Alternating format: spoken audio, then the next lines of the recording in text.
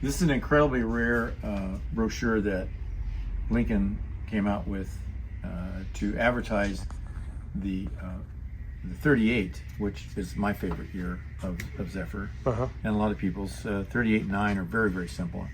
37 has its own style and is very beautiful, but it's a completely different thing.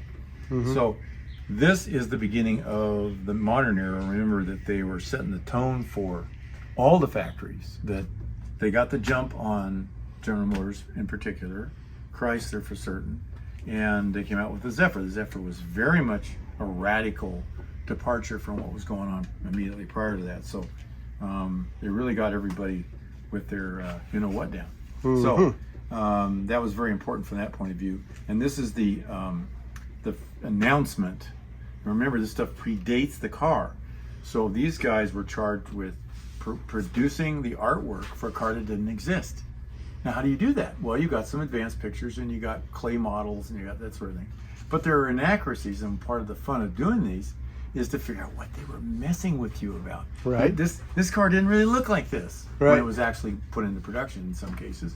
But did it or did it not? So it's like the it's like a puzzle you have to kind of work your way through. Okay. All right. So a lot of good information here. I won't bore you with all of this sales jargon because it's syrupy sweet mixed with some honey, and most of it is silliness. I mean, there's some truth in here, but they're not going to be bothering with the truth too much. Again, we're selling, so they would talk about you know, mileage that was, well, let's say optimistic, and things of that nature. So we know that they did that, and that's okay. 18 miles a gallon.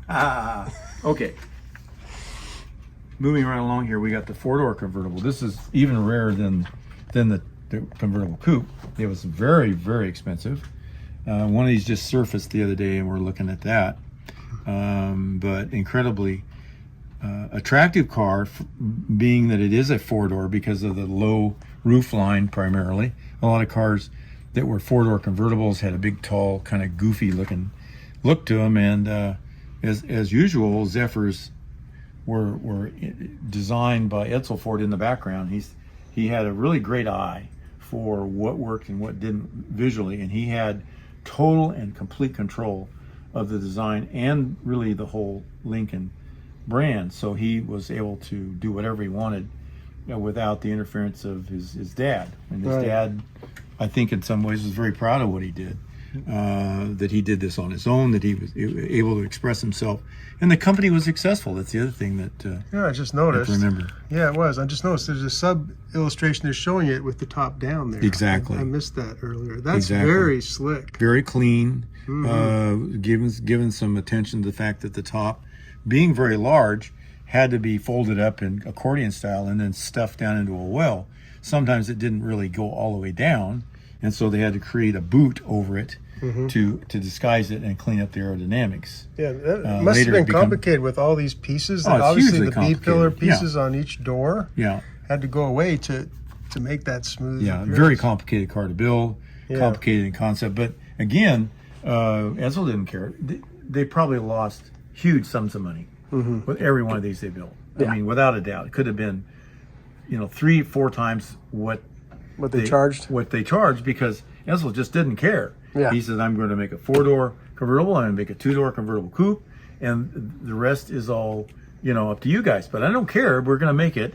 If they sell it or they don't sell it. And they didn't sell very many of these especially. They're extremely rare and very complicated and very difficult to restore because of all the very unique parts. You notice back here it even has cast switches and things of that nature, which of course wouldn't be called for on a coupe. So a lot of very individual detail that relates only to for that model. Yeah, and it quite obviously was a four-door sedan that was trimmed down, and then a bunch of custom parts had to be manufactured to make it into a convertible.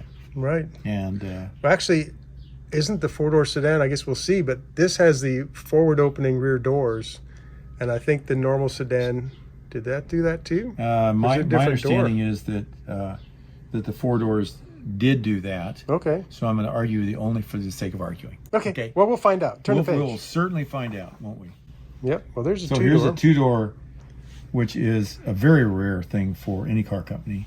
because this is kind of an anachronism in the sense that it's not a coupe, it's not a four-door, it's a two-door that looks like a four-door. So why build a car like this? Well, because it had a very practical use, and that was that you could get 4 or even 5 adults in a car like this. You had the beautiful looks of the two-door, but it didn't have all of the constrained passenger area you have with a coupe.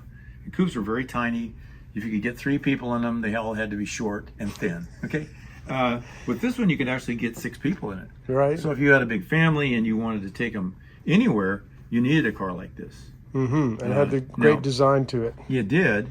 And you see that the seats fold forward and it leaves you some room in the back. The other thing about this that pops right out at you is that this is cartoon scale. Okay. These artists were given the job of making these cars look good. Right. They didn't say reproduce what they look like exactly, and they just said make them look good. Okay. Right. So you notice that they're about 4 feet wider, 6 feet taller than they really Yeah, ever the were. reality probably didn't have the leg room and No, of things course like not. that. But it looked showing. great in a picture. And Yeah. Almost all the factories were guilty of doing this, and they admitted to it when asked about why does that car look like it's 4 feet longer? Because it looks better that way. Right. And so, these were sales brochures. These were only present in the showroom. Yeah. And that's why they're so rare, because when this car went out of production and was no longer for sale, these went right in the trash. Right. Why do you want to know what last year's there was car looks like at no the interest for Lincoln that. dealer? You don't. Yeah. And so you'll find a few of these stuffed up in the attics, some of these places, and some of the people who bought a number of cars were given these. In fact, the salesman would sometimes actually drive to their house and knock on the door and say, "Oh, you bought a 37 Zephyr from us. How is that going?" They already knew that was a good experience, or they wouldn't have asked. And the guy said, "Well, we've got a new one out that I think you might want to look at." And he actually handed it to them. This is at their house. Wow, Okay, that's amazing. So, what a great way to do a backup for a salesman is to have, especially when you have detailed photographs, not exactly correct or original, but they gave you the basic picture and help the person see it, and then that's kind of nice. And Mrs. McGillicuddy would go down to the dealership. They immediately descend on her, make her sign it. No, they didn't do that, but she'd already seen the car, so she already knew whether she liked it or not. And so now when the car does come, and they presented really well. I mean, once you got in the presence of one of these things, you didn't have a hard time buying one. Right. Oh, gee, look at that. This is the holy grail of Zephyrs, and some people would argue that. But if you look at the lines of this, Convertible coupe at the top down, again at the bottom there. Look you at notice that. the really short windshield. Yeah, the right. 87-foot long car with a little tiny deck. Now, this is the short couple car, if I'm not mistaken. Why do I say that? What does that because mean? early on in the production, Yeah. they made a convertible. It was only a 2-seater. Okay. In other words, it was short coupled that they brought the top forward. They had no provision back here. So in order for in a 38 convertible model after this one, you could actually put people in the back.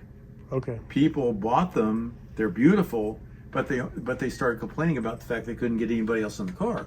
All right. Front seat only. There's very few cars ever built with So front seat impractical, only. right? Somehow or other, a jump seat, small rear seat. Yeah. I mean, even Ferraris have back seats. I mean, you can't use them, but they're there.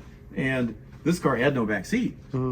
So it was a beautiful car, but it really wasn't practical. And they only built a handful of them. I have a friend that has one, and I've tried about 4,000 or 5,000 times to get it away from him. He's not having it. He's not letting go. I do have a convertible coupe that is the regular next generation. Okay. And they have their own code numbers, so you know them apart. And this is still 38? This is still 38, so there's 2 convertible coupes in Interesting. 38. The only year that ever happened. But that other Very version rare. is not showing. It's not represented in No, this it's not. They brochure. don't show the one with the back seat. Interesting. Okay? It's a tiny seat, but it still functionally will handle 5 instead of 2. Yeah. Or 3. I got you. So it's very much different, but that is a very, very rare car. But in this picture, you also see the factory luggage that we have in my 38 coupe. This is a different color version, but they're very similar. Later we'll see that they were in 2 or 3 different colors. And you got to remember too that these factory brochures were made up. I mean, they could use any colors, any number of bands or stripes or widths, handles that you can't take that to the bank. You can't use that as authentication. Right. It doesn't work because the artists were not bound by those things. They just they had too much creative license at that point. They did have a lot of creative license, and they used it. They were trying to sell cars, not authenticate luggage. That's right. That's right. It's important to remember that. Okay. Okay, now we go to the four-door sedan. Oh, look at that. And it does have the forward opening back door. Yes, it's this right here, if you'll notice, is exactly the same as a coupe. A lot of people don't know this. I am doing. I should never tell this. Right. But I'm going to tell you anyway, because I can never stop talking. That's one of my problems. In this generation, because the convertibles were so expensive to build, they said, look, we just can't build these cars from scratch as convertibles. It's just too expensive. So what we're going to do is we're going to cut up sedans and turn them into convertibles. To be more accurate, they cut up two-door sedans.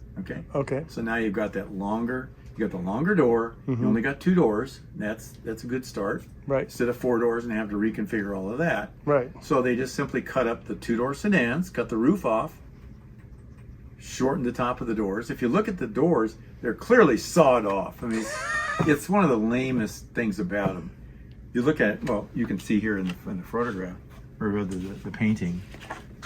This is up, so you can't really see it. But on the real car, you'll notice that this area right here they feared it off another artistic license. Okay. This is just hacked off. Okay. It's just the silliest thing you ever saw. But it makes it into a convertible coupe. Well, it started out life as being a 2-door sedan. Okay. You don't have to retool the whole thing. Yeah, you just retool what you have to. Exactly. They had to have these pragmatic considerations, and you'll see some differences as well up on the firewall when you're authenticating a real convertible. They put some reinforcing plates in the car to make up for the fact that they'd cut the top off. Okay, right. Because now the car was flyaway. Yeah, they had to. And they had to reinforce it. And some of those plates, unfortunately, people not knowing, take them off. Oh. Now they've de-authenticated the car and made it all wobbly. So anything interesting about the sedan itself is just the sedan itself, car, I guess. again, a lot of this, like we talked about, is exactly the same from right behind the top of the windshield forward. Okay. So you got that going for you if you're trying to restore one. Unfortunately, after that, all of this stuff doesn't cross over to a convertible. So the trim, the windows, none of that Virtually works. nothing. Yeah. Except for the rocker molding, the skirt, but none of the chrome is the rear fender even the same? The rear fender is the same. Okay. Right, but the rear is completely different, of course. Yeah. So all that stuff is not of any use to a guy with a coupe or convertible. Yeah, interesting. Very, very important to know. Ooh, here's a favorite. Yes, and here it is we were discussing this earlier, how really beautiful this would be in a light silver with a red interior. It would just be so rakish and so understated. These cars, I honestly believe, could be painted almost any color, and they would stand out in the crowd. They would just grab your attention because of the silhouette. It's just so amazing. Yeah. You never get tired. I've been looking at it now for 20 years. Yeah. 25. Never ever gets old. And you don't have to own one to appreciate them. You just have to appreciate the fact that they're beautiful. Right. And so that luggage, again, they show... Exactly. You now, see the did they differences. offer luggage as an option? Yeah, it was an option. Okay. And as the years progressed, and even inside the same year, they would have different colored luggage and different types of luggage. I think I saw in a brochure they listed about 4 different kinds. One was short and thin like this one. One is large. Then they even had a makeup box that you could buy. Oh, wow. Nobody ordered those. If you ever find one, that would be interesting rip to it see out of one. the guy's hands. Give him whatever he wants. Yeah, that's because interesting. It's incredibly rare. I was fortunate enough to get 2 of these and got stood up pretty hard for it. But, this is a long time ago, and the guy told me what he had. And I said, how do you know that it is correct? And there's a lot of luggage in that era looks like that. Yeah. He said, well, because mine says Lincoln Zephyr. Yeah, That's helps. not a coincidence. That helps. Okay. Yeah. So there's a little tag that you have to look for that says Lincoln Zephyr, and that's how you authenticate them. Okay. Very cool. Now, understanding that, again, this luggage company didn't make luggage just for Lincoln. No. I mean, for the you're not going to make a business out of selling 50 pieces a year. So they sold it to other people in different contexts, maybe even at a department store, and so those things are going to show up. The difference being that they don't say Lincoln Zephyr. It's a little tag about that long, and it is most definitely correct. So the luggage can be correct and exactly the same, but it didn't come in a Lincoln Zephyr. I see. Interesting. It's important to note. Here's the four-door sedan. No, this is the Limousine. Oh, I'm sorry, you're correct. Which and we noticed something earlier that the front seat is leather. Now that's a harkening back to when all these cars primarily had open tops over the drivers. So the chauffeur, right? Chauffeur-driven car would have been open up here. Now, why this guy let him get away with it, I don't know. Because it's actually more expensive to open the car than it is to just leave it. Right. But this car, of course, they don't do that. Right. But they did, for whatever reason, the front, I guess it had a more rakish look. When you cut the front off over the chauffeur, it made the car look lower and sleeker. But this guy's back here, in the heated comfort of his mohair upholstery, and this poor guy's up here in the weather getting a mockingbird shoved up his nose. You're right. So this is interesting that they would go ahead and go with two different but see here, this is a mistake. Okay. This is a mistake on a couple levels. Okay. Firstly, remember again, this is an artist rendering. Yeah. Secondly, the guy did not know, because he wasn't a car guy. We know that. How do we know that? Because he put the open car seat in the closed car. Hello, this is not an open car. Right. Why would you have a leather seat on the front? Interesting. Yeah. When it's not an open car. That was the purpose. Leather could take the rain. It could take a little snow. It was more rugged, and so that was why it was the chauffeur seat, but only because it was an open. Do you think cockpit. That's just a tradition of limousines?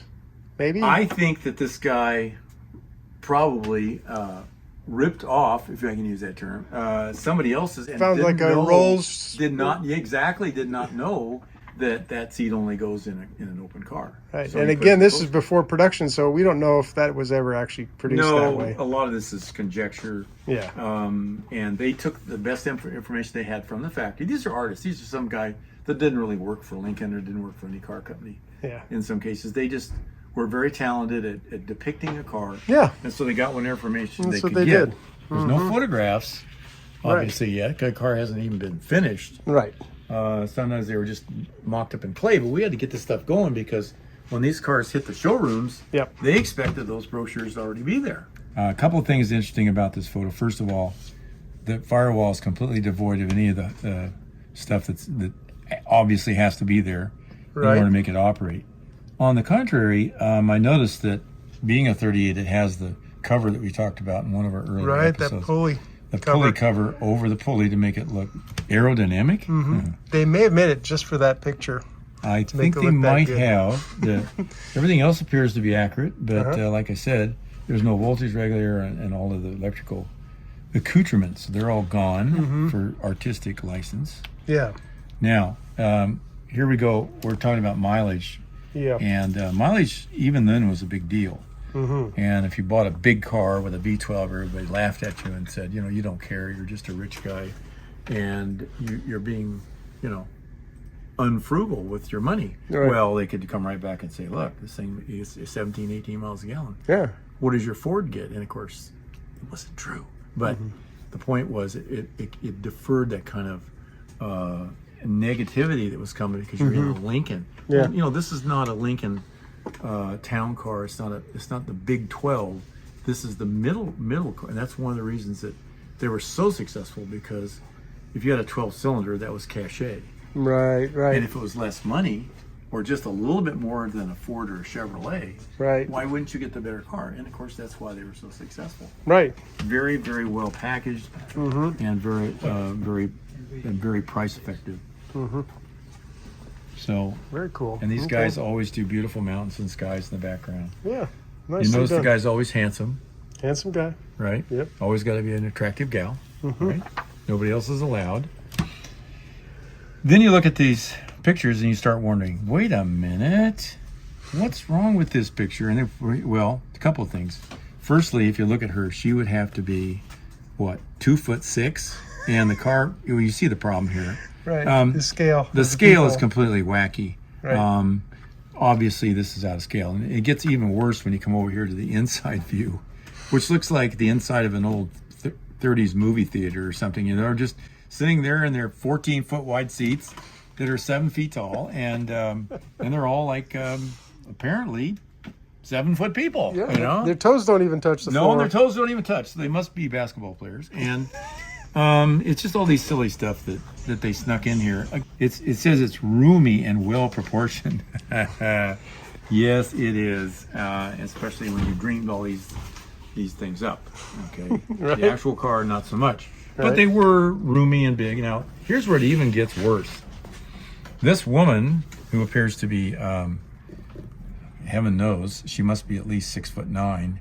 The car is 8 feet tall. That doesn't work either. But if you do some comparatives on some of these things, you realize this is just not to scale at all. Right. And they had that license, and they were there to make the car attractive.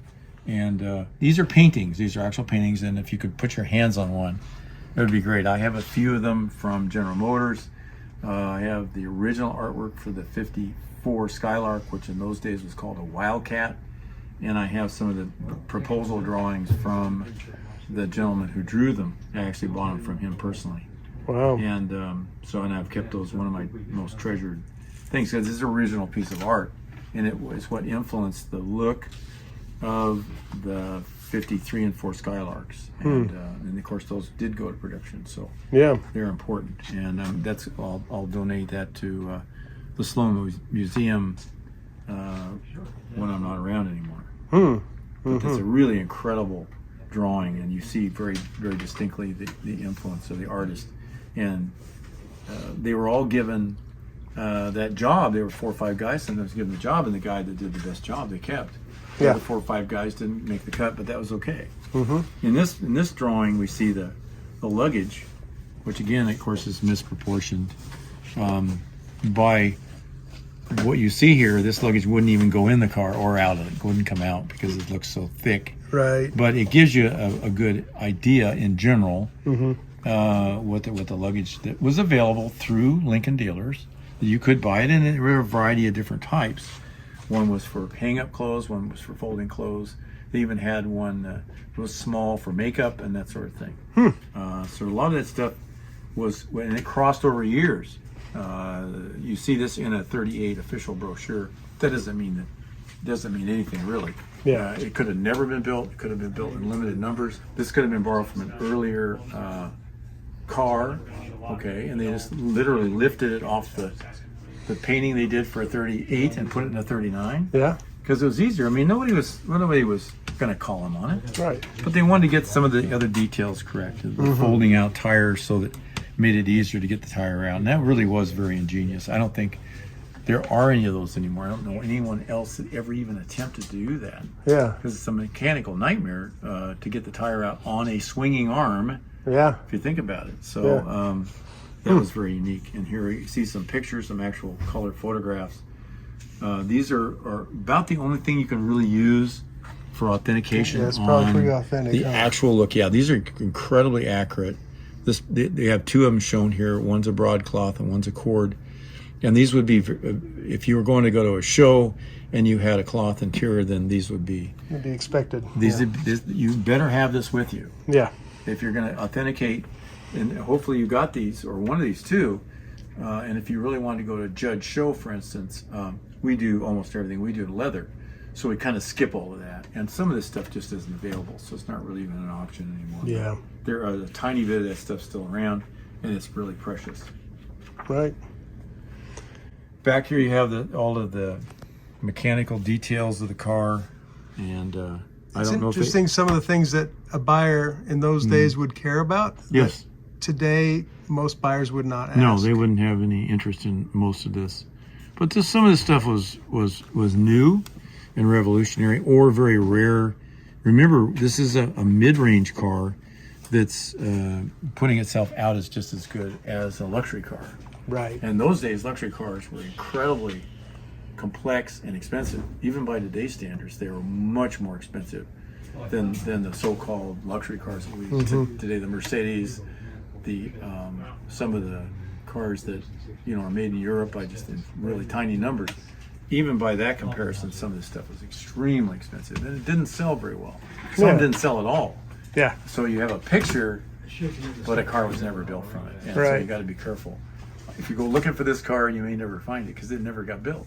Right. And Edsel was famous for supporting these guys because they struggled. Yeah. They struggled to make a living. I mean, they only made 15 or 20 cars. It was really hard to make a living doing that.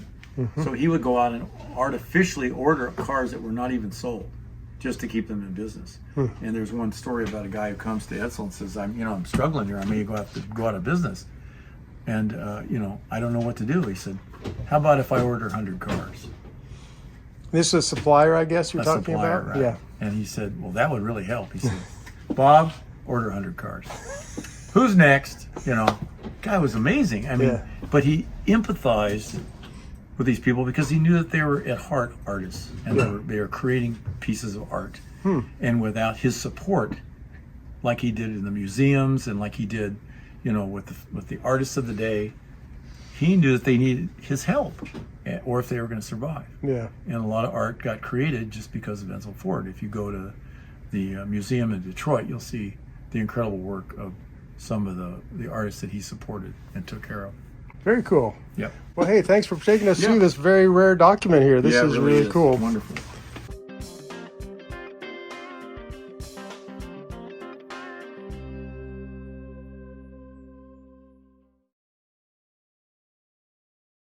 Or this could be simply It's okay. We'll live. from an earlier